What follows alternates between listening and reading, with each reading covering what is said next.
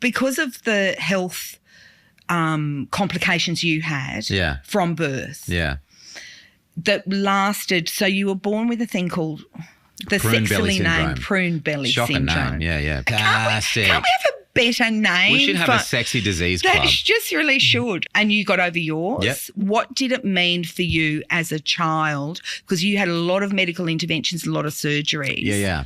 So I was born with this condition. It's in America. It's called Eagle-Barrett syndrome, which is a nice name. Right. And it's a really rare thing, and it's really difficult to nail down because it affects the renal system. And so I was born with this kidneys, bladder, potentially lungs. Right. For me, it's in most cases it's boys. Very few girls are born with this. Wow. And they don't. It's not genetic necessarily. They don't know what causes it. And so it's a series of issues that when you combine them, they give it this label.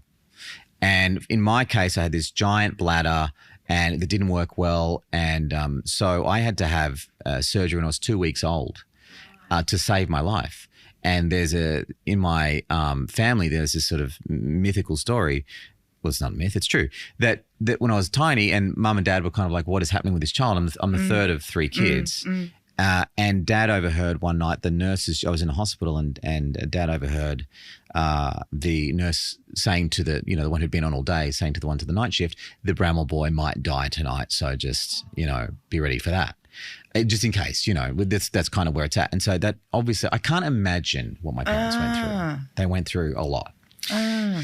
And so that surgery was life-saving when I was 2 weeks old. And then I had, and then I think, was it then or maybe slightly later where I had my ureters. So the ureters come from the kidneys and go to the bladder, right? But the bladder wasn't doing anything. There was nothing coming out. So they cut the ureters and then redirected them outside my body. So I had stomas. So really? The stuff was coming straight out of the kidneys into outside my body. You're right. Into like bags, like a nappy, special nappy that mum cut up nappies and put them around my waist.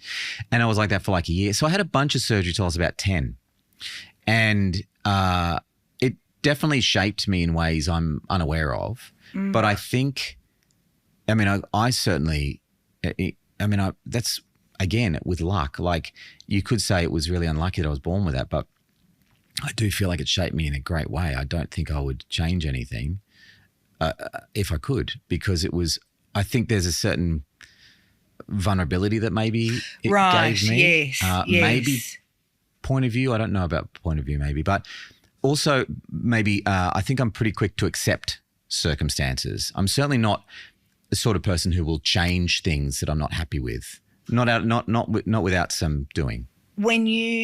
So was it as a result of that that you couldn't have biological children? Yeah, that's right. It was all part of that? Yeah, all tied up. So I always knew that I wouldn't be able to have kids naturally. And then how was that conversation with Harry? Did that come up? So she knew from the get-go that I couldn't have kids, and she was like, well, that's okay, let's see. And then as time went on, we were in America.